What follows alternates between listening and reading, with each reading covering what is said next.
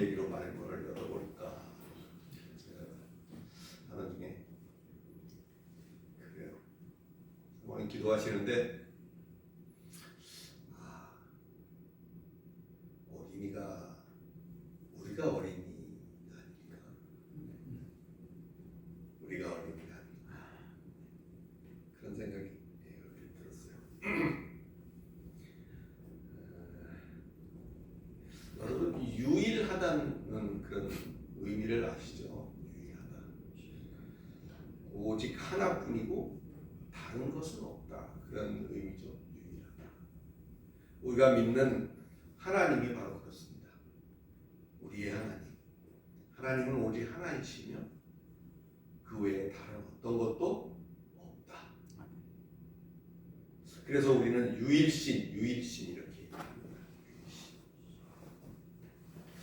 우리 뭐 이미 이 자리에 와 계신 또 저나 여러분은 뭐 이렇게 이 사실을 모르시는 분은 없잖아요.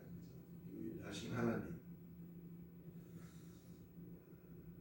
누구나 알긴 하지만 그런데 우리가 유일하신 하나님이라는 사실, 내가 믿는 나의 하나님은 유일하신 분이라는 사실만 우리가 확실히 깨닫는다 해도 그 우리의 살아가는 삶의 방식이나 태도가 확 달라질 수 있게 되지 않겠나 그런 생각을 해봅니다.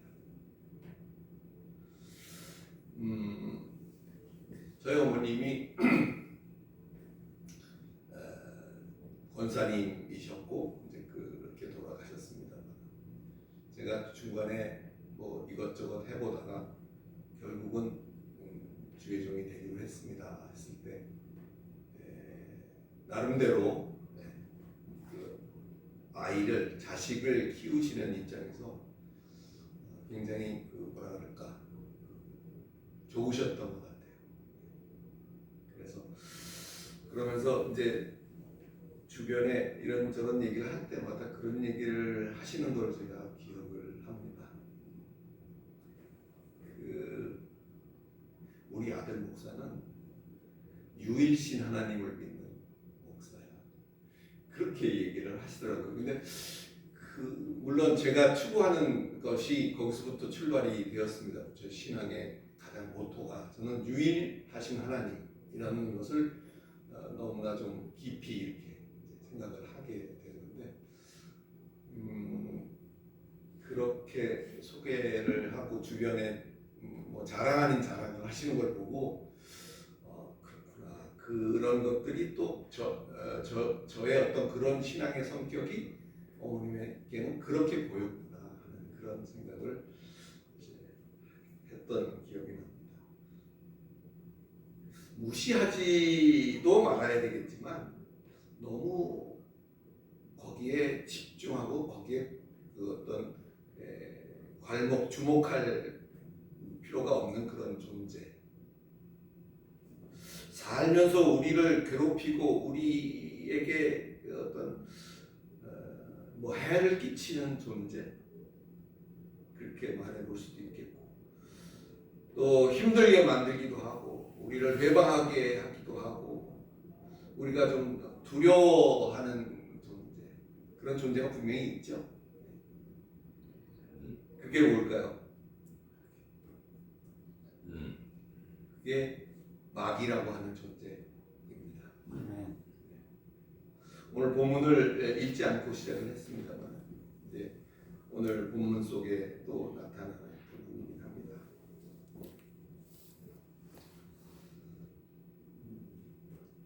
그 반대의 존재도 있죠. 그 반대의 존재도 있습니다. 하나님을 믿는 우리를 돕고 우리를 섬기고 우리를 수종드는 그 존재. 특히 히브리서 1장 같은 데서는 상당히 그 빈도수가 높이 나오는데 그런 데서 주로 언급하고 있는 그 존재. 이거는 뭘까요? 그 존재는 천사입니다. 이 역시 부인할 수 없는 분명히 존재하는 존재죠. 그러나 성도 여러분, 못살게 하고 회방하든 괴롭히든 아니면 돕고 수종을 들든 뭘 하든 간에 저들의 공통점은 유일하신 하나님에 의해서 피조된 하나님이 만드신 존재들일 뿐이다 라는 사실은 변함이 없는 사실입니다.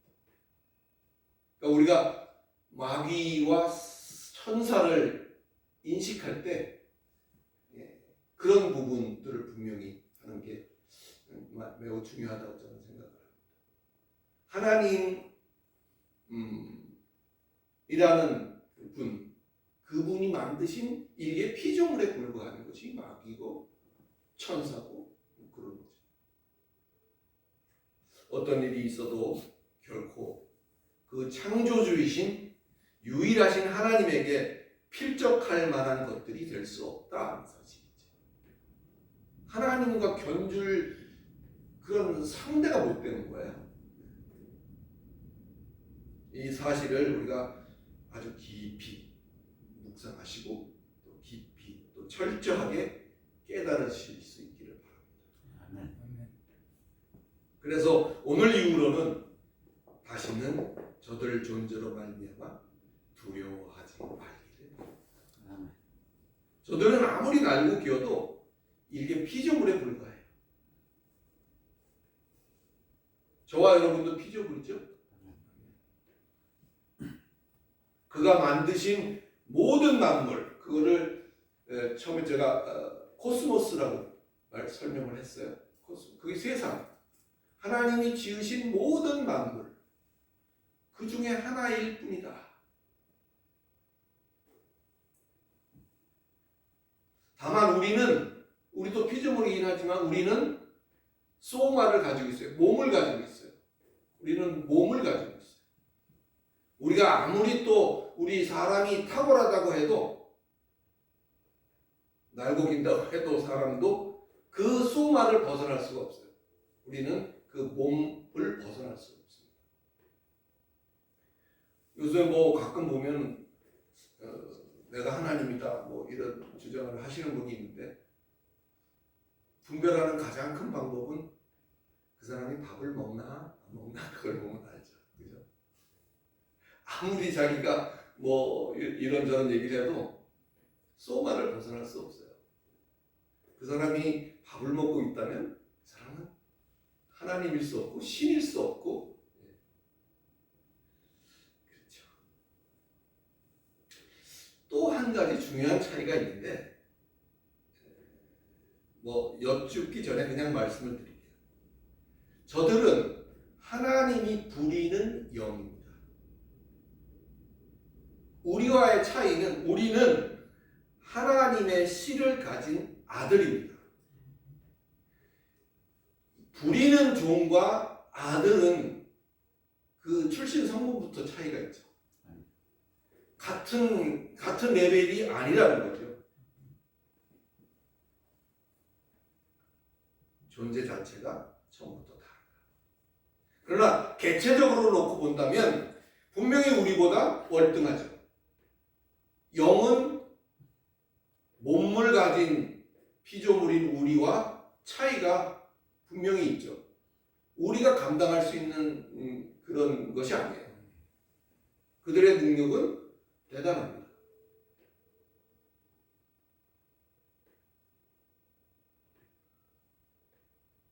분명히 우리보다 세고 우리가 어떻게 해볼 수 없는 그런 존재들이 마귀 사탄, 그죠? 그리고 천사들도 마찬가지입니다.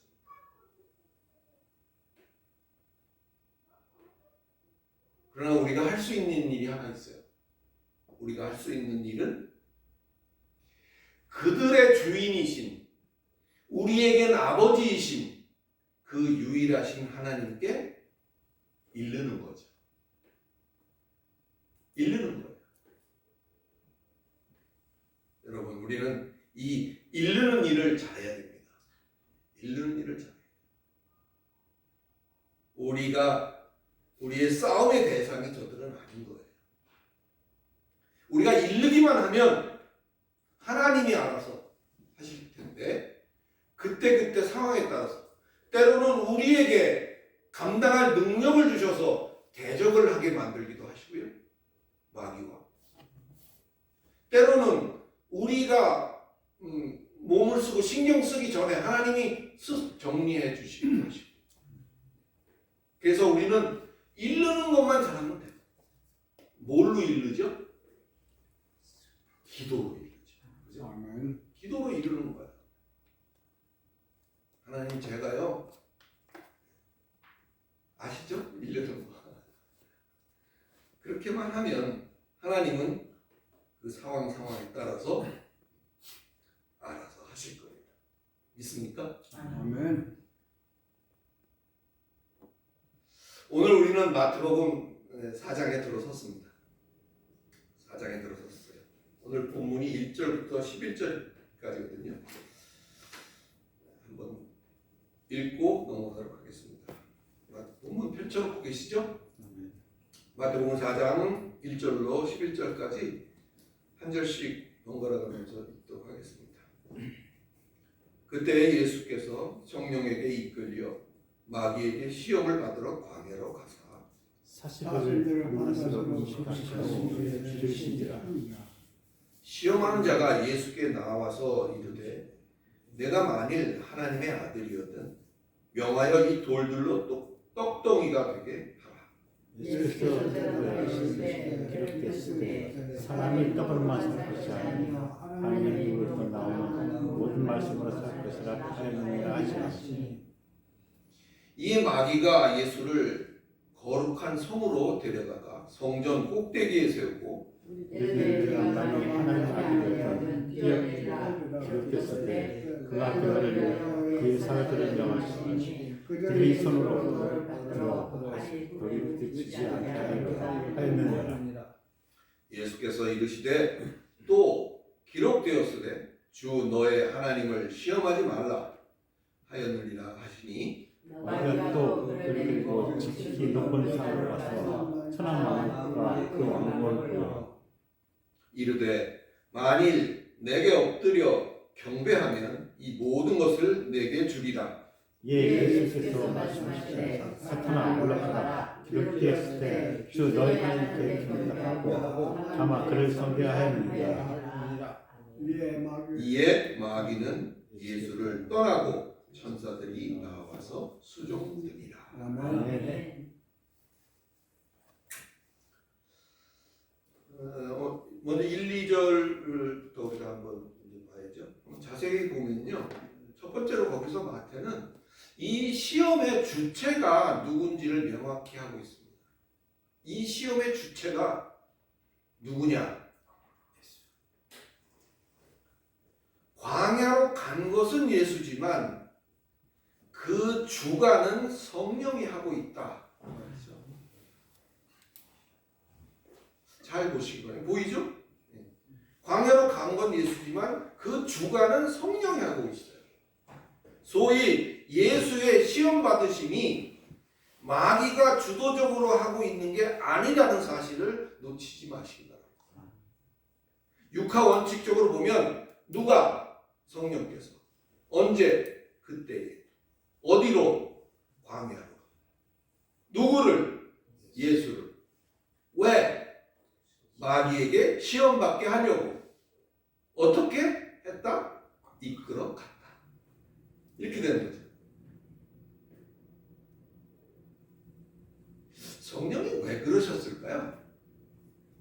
그런 생각, 이 본문을 보실 때 그런 생각 한 번쯤 해보셨을 것 같긴 한데 저도 그런 생각이 들더라고요. 왜 그러셨을까?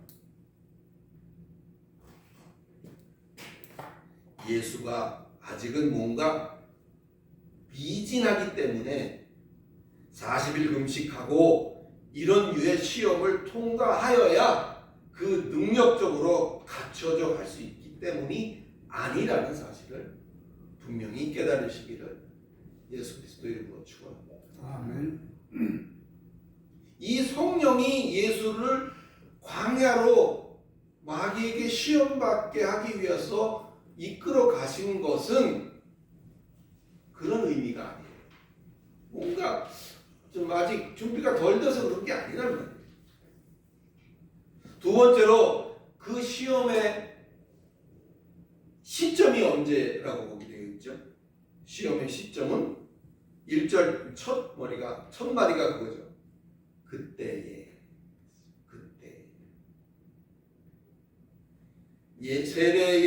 요한에 의해서 세례를 받은 후 그때에, 그죠? 예루살렘과 온 유대와 요단강 사방에서 모여든 자들과 같이, 우리 인간들과 같이, 저와 여러분들과 같이 예수께서 세례를 받은 그때를,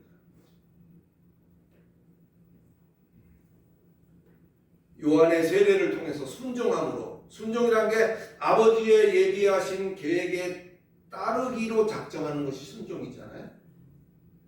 그래서 요한의 세례에 순종함으로써, 거기 본문에 그때 볼 때 모든 의를 이루려고 하나님의 보장하심을 받으신 그때를 말하는 거죠. 이걸 좀 더 심오하게 말을 한다면, 성육신 하신 하나님 예수가 신성을 내려놓고 필부가 된 그때. 필부라는 말 아시죠? 평범한 사람이 되는 거예요. 예수가 신성을 내려놓고 인간과 동일하게, 인간들과 같이 저들 세례받고 회개하고 하는 그것대로 예수도 순종을 했고, 그렇게 신성을 내려놓고 사람이기로 하신, 이게 얼마나 우리에게 용기가 되는지는 몰라요. 우리와 똑같은 입장이 되는 거죠.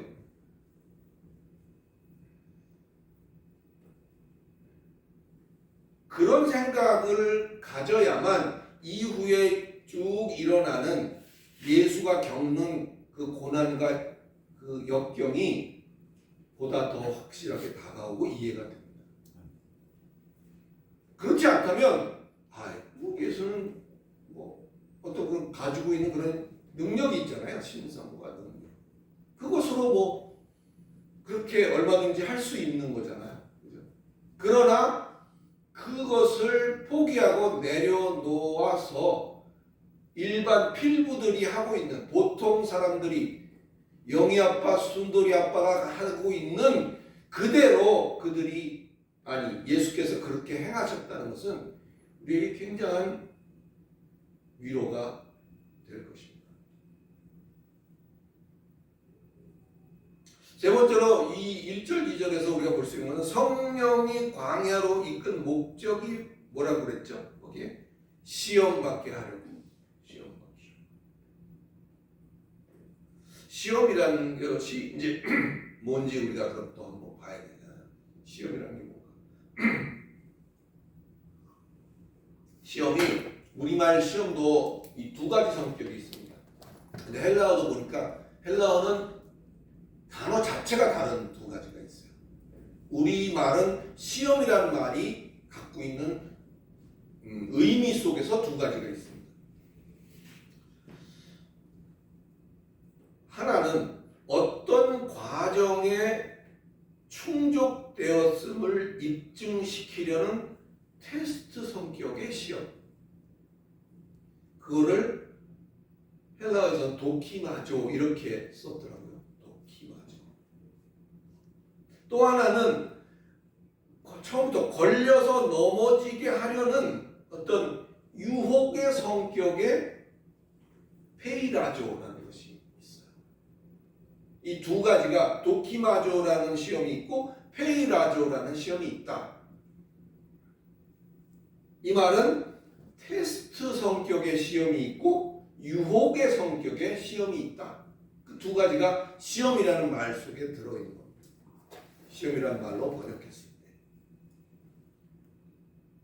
좀 더 쉽게 얘기하자면 무슨 시험 이런 거 있잖아요. 예를 들어서 졸업 시험, 입학 시험, 자격 시험. 그 시험을 왜 치는 거죠? 시험 대상이 그만한 자격이 있는가를 입증하기 위한 테스트죠. 그런 테스트, 그런 시험이 있다. 그것이 도키마저다. 그런 얘기를 하는 것이고, 또 하나 나중에 얘기는 어떤 미혹, 유혹, 올무, 덫, 뭐 이런 것 등등 말할 때 우리가 알고 있는 그런 시험인 거죠. 그래서 시험에는 이렇게 두 가지 종류가 있더라. 시험이라는 단어 딱 떠오르면 생각나는 게 뭐 있죠? 주기도 분석에도 나오죠. 우리를 시험에 들게 하지 마옵시고. 거기에 나오는 시험은 뭘까요? 그건 유혹성 시험입니다. 페이라죠. 거기 나오는 시험. 우리를 시험에 들지 마요. 우리를 아예 유혹에, 미혹에 빠지지 않도록.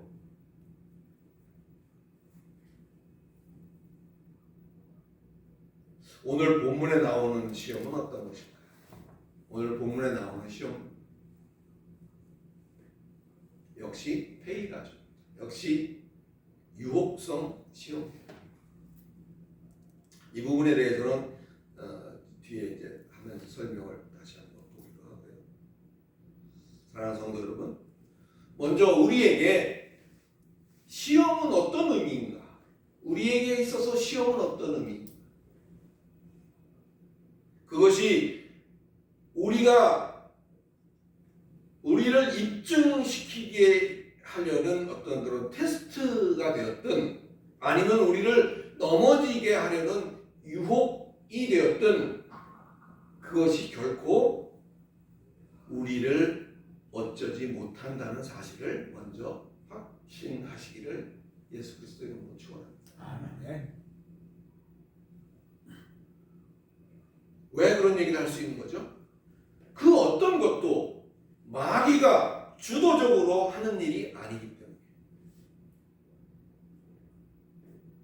따라서 우리에게 만약에 있고 우리가 겪게 되는 그런 시험은 반드시 그것을 이겨야 하는 힘겨운 고난이 또는 힘겨운 과제가 아니라 이기든 지든 이것을 통해 더 단단해져 가는 하나님의 약속에 대한 보장이라는 사실을 반드시 기억하시기 바랍니다.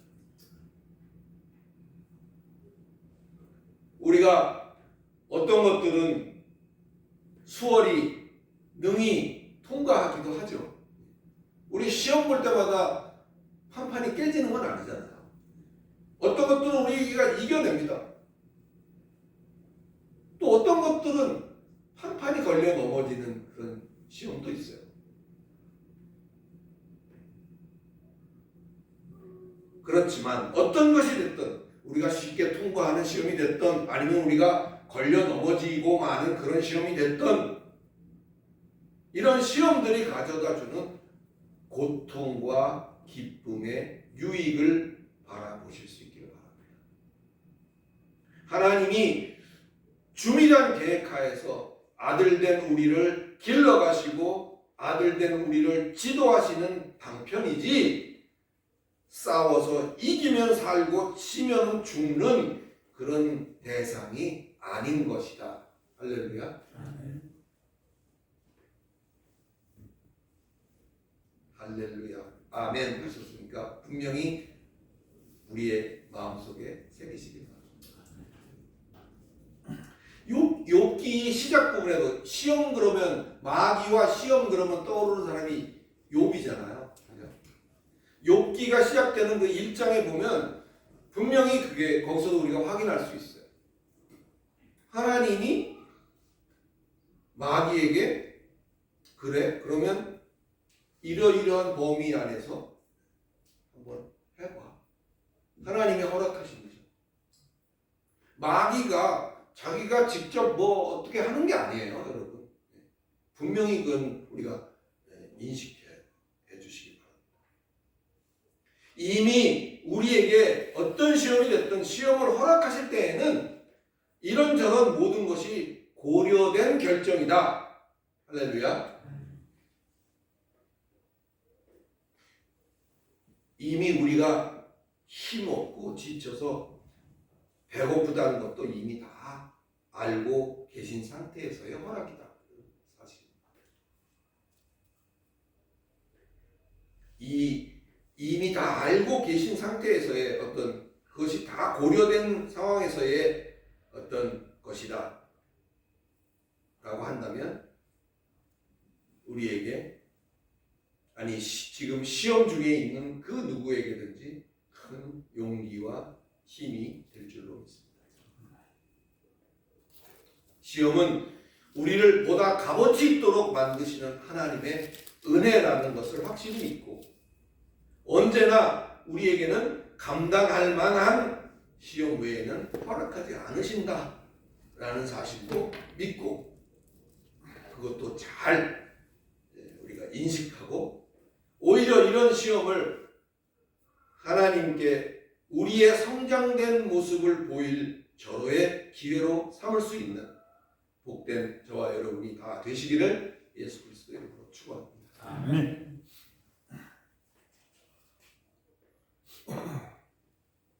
3절로부터 11절에 이제 보면 본격적으로 시험하는 자를 통한 그 시험의 내용이 펼쳐지고 있죠. 첫 번째 요구는 우리가 같이 읽었습니다만은 3절, 4절 뭐 이런 것들이 첫 번째 요구인데 이 부분은 요한복음에는 이 시험에 대한 얘기가 없어요. 그리고 공간복음에는 있는데 마가는 이거를 두 절로 휙 지나갑니다. 마가는 거의 뭐 언급을 하는 둥 마는 둥 휙 지나가고 누가는 마태하고 거의 같은 분량으로 다루고 있어요. 누가복음 4장에서 다루고 있는데 한 가지 차이는 누가는 이 시험의 순서가 틀려요. 기록한 걸 보면 마가의 기록과 누가의 기록은 시험하는 순서가 좀 차이가 있어요. 자, 오늘 보면 3절, 4절에 마태는 첫 번째 요구로 돌들로 떡덩이가 되게 하라 이런 이제 요구를 하죠. 이것은 예수의 사역을 격을 낮추는 어떤 그런 의도로 볼 수 있는데 그냥 그냥 빵의 문제로 이거를 전락시키는 거죠. 지금 예수는 어떤 상태죠? 40일 동안 금식을 하고 있는 상태예요. 40일 동안 금식 저도 못 해본 것 같긴 해요. 그런데 20일은 해봤습니다. 그런데 굉장히 사람이 육이 가지고 있는 어떤 한계점에 도달하게 된다고 해요. 근데 이 요구, 돌들로 떡덩이가 되게 하라. 그래서 너 배고픈데 떡을 만들어서 먹어라. 그런 정도의 어떤 요구로 볼 수 있는데 이것은 어떤 예수의 사역을 상당히 격화시켜서 그냥 육적인 빵의 문제로 전락을 시키는 그래서 이 땅에 사는 하나님의 자녀들로 하여금 육의 것을 좀 더 크게 보이도록 그렇게 해서 그 육에 얽매여서 바른 것, 영의 것을 보지 못하게 하려는 그런 교활한 괴계다 이렇게 설명해 볼 수 있습니다. 두 번째 요구는 5절, 6절에 나오는 것인데 높아지기를 부추기고 뛰어내릴 것을 요구하는 그런 시험이었죠. 뭘 가지고 근데 마귀도 시험하죠? 말씀으로 들이대고 있는 거죠. 사랑하는 성도 여러분, 우리가 주목해야 될 것은 마귀도 말씀으로 우리를 미혹한다는 사실입니다. 교계에서 근자 행해지는 여러 가지 행태들을 보면 여러분도 이해를 하실 거예요. 뭐 말씀 아니라고 하는 게 있나요? 다 말씀이라고 하죠. 결국 문제는 하나를 알아도 바르고 정확하게 아는 것이 중요하다. 하나님을 아는 바른 지식,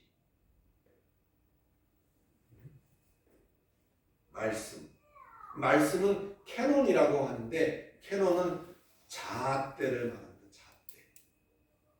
뭐 밀짚으로 만들어서 이렇게 딱. 우리나라 암행어사들도 왕이 암행어사에게 이제 내리는 하사품 중에 그 유척이라는 게 있다고 하는 것 같았어요. 유척이라는 게 일종의 자거든요. 잣대거든요. 자를 주는 이유는 그걸로 측량을 하고 계량을 하고 재벌하는 거거든요. 이놈이 잘하고 있나 잘못하고 있나 뭐 이런 거를 재벌하는 측면에서 왕의 하사품 중에 마패도 있지만 유척도 있다. 오늘 우리에게 주어진 말씀은 잣대입니다. 말씀이 우리에게 잣대. 많은 것들을 우리가 아닌 것들을 많이 알 필요가 없어진 이유는 우리가 알고 있는 명확한 잣대만 가지고 있으면 허다한 아닌 것들을 구별할 수 있겠죠. 그걸 일일이 다 그 많은 모든 아닌 가짜들을 또는 아닌 내용들을 다 알 필요가 없어요. 이 잣대를만 딱 대보면 아닌 거는 드러나는 거예요. 그것이 하나님의 말씀이 가지고 있는 어떤 우리에게 주는 은혜죠. 마귀가 인용해서 미혹했던 구절은 시편 91편에 나오는 11절 12절이다 이렇게 되어 있습니다. 시편 91편에 보면 근데 그 앞부분에 2절하고 9절 같은 데를 보면 부딪히지 않게 하시는 보장, 높은 곳에 뛰어내려도 다치지 않게 하신다고 했잖니 너도 뛰어내려서 그렇게 해봐라 라는 미혹이었거든요. 근데 그 인용한 시편 91편의 앞부분에 보면 그 부딪히지 않게 하시는 보장이 아무에게나 해당되는 것이 아니라는 사실을 교묘히 감추고 있어요. 자기가 자기의 요새가 되고 자기가 자기의 거처가 되고 자기가 자기의 주인이 된 자에게 이것은 해당이 없습니다. 여호와의 말씀으로 또는 여호와 하나님으로 요새를 삼고 거기에 거처를 삼고 여호와를 주인 삼은 자에게 주시는 특권이라는 사실을 분명히 인식할 수 있기를 예수 그리스도의 이름으로 축원합니다.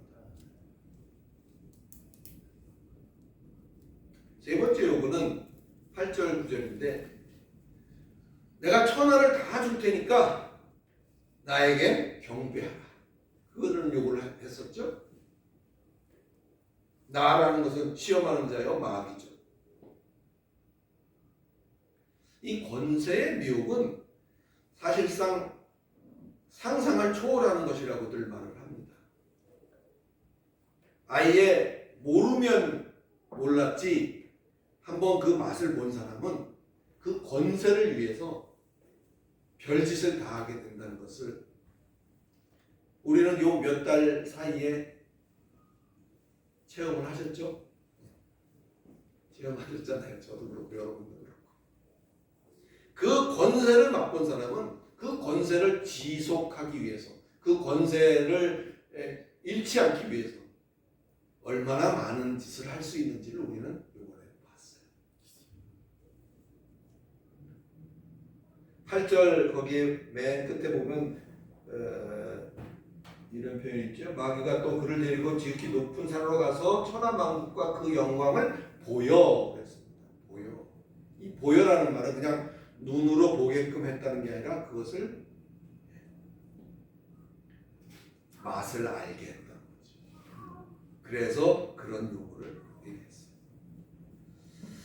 처방은 의외로 간단합니다. 예수가 그에 대한 처방은 간단해요. 10절입니다. 같이 한번 읽어볼까요? 10절 시작. 이에 예수께서 말씀하시되 사탄아 물러가라 기록되었으되 주 너의 하나님께 경배하고 다만 그를 섬기라 하니라. 저건 명령이에요. 물러가라.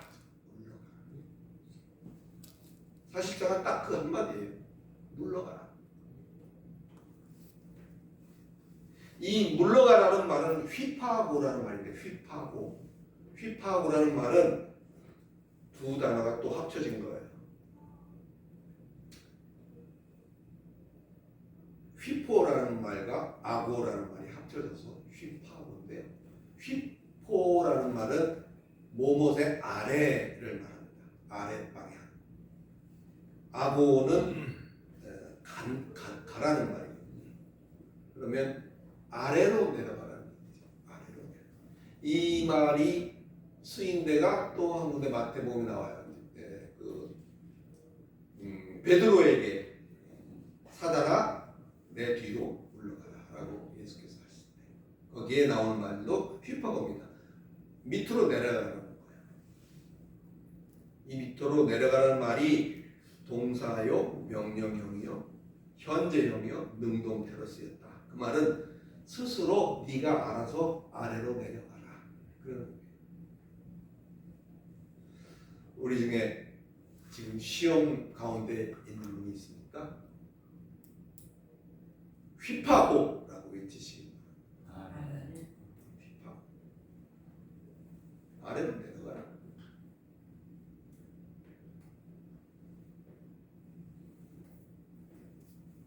어려서 저는 개가 싫고 무서웠습니다.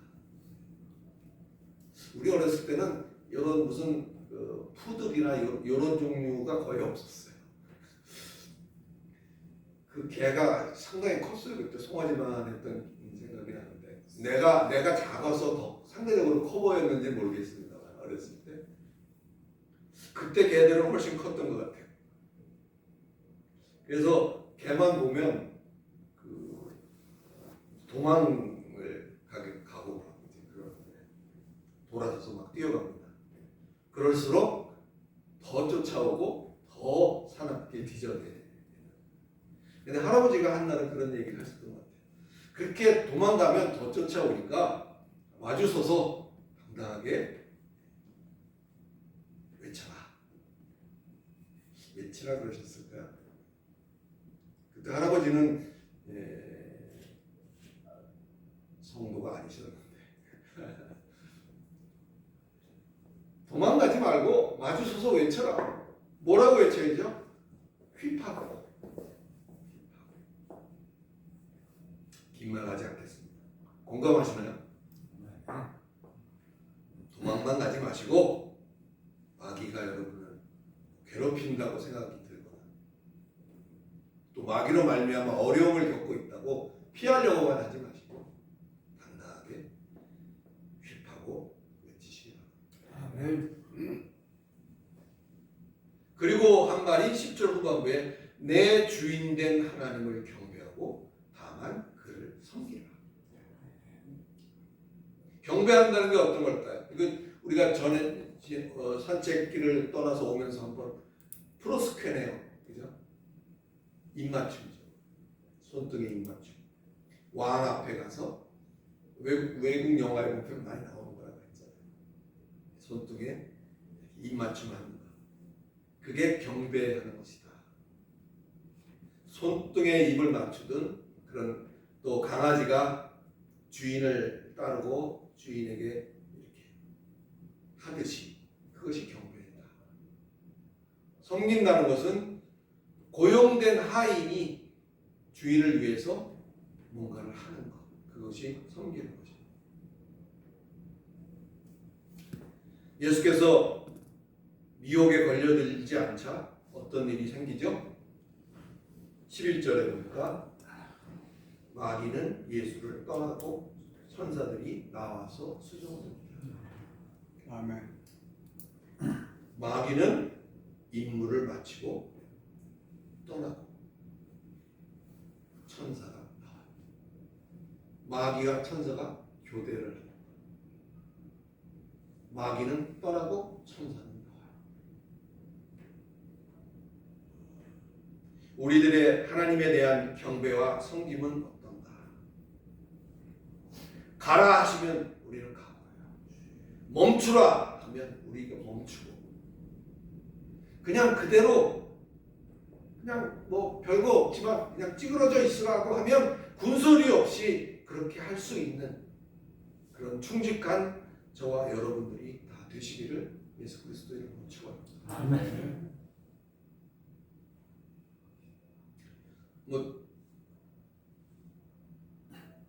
이 어떤 게 제일 힘든지 아세요? 이것도 아니고 저것도 아닌데 그냥 아무 말씀을 안 하실 때가 제일 괴롭고 힘들어요. 그죠? 여러분 그런 경험 해보신 적 있나요? 이것도 아니고 저것도 아니에요. 근데 아무 어떤 말씀 없이 있는 그 공백 같은 시간, 그 시간을 견뎌내는 것이 참으로 어렵습니다. 차라리 고난이면 고난대로 가겠고, 그 반대라면 그 반대대로 가겠지만 아무 반응이 없는 상태로 있는 것, 정말 못 견디는 일이죠. 목회를 해봐도 그래요. 큰 목회를 해서 상당한 영향력을 끼치고 그런 입장에서 있는 것이 그냥 아무 변화 없고 아무런 다음 단계에 대한 뭔가의 이야기 없이 그대로 있게 하시는 것, 그게 얼마나 힘든지 아마 여러분들은 짐작하실 겁니다. 특히 사모님들은 더. 그러나 믿음을 가지고 하나님이 움직이라고 하실 때까지, 하나님이 어떤 언지를 주실 때까지, 하나님이 앞길을 인도하실 때까지 그 자리를 보존하고 지키고 있는 것은 굉장히 어려운 일입니다. 사랑하는 성도 여러분, 육에 속한 것만 너무 크게 보지 마시고 신앙적으로도 세상적으로도 겸비된 그런 모습으로 어쩌면 쉬워 보이는 길, 그 미혹의 길을 뿌리치며 어렵고 힘들지만 죽을 듯이 당장 목숨이 끊어질 듯 고통스러운 상황 속에서도 우리의 신앙의 정절을 잘 그리고 명료하게 지켜내는, 오직 한 주인만을 따르고 섬기는 그런 복된 하나님의 권속들로서 저와 여러분, 우리 숨쉬는 교회가 다 되시기를 예수 그리스도의 이름으로 축원합니다. 아멘. 기도하겠습니다. 걸어가신 하나님, 은혜를 감사합니다.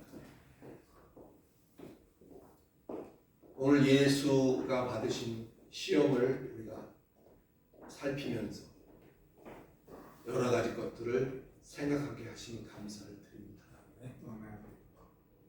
분명한 것은 우리가 섬기는 대상이 절대자이시고 유일하신 하나님이라는 사실을 잊지 않게 하여 주시옵소서. 그래서 앞으로의 우리의 행보 속에 어떠한 기준으로 우리가 생각하고 행해야 될지, 또 우리에게 영향을 미치는 수많은 것들을 오직 그 유일하신 하나님을 섬기는 마음으로 감당해 나아갈 수 있도록 도와주시옵소서. 그리하여 어제가 다르고 오늘이 다르고 우리의 장래가 조금씩 달라질 수 있는 장성해 나가는 성숙한 그리스도인들이 다 될 수 있도록 하나님께서 주장하시고 위로하시고 인도하여 주시옵소서. 예수 그리스도 이름으로 기도드리옵나이다. 아멘.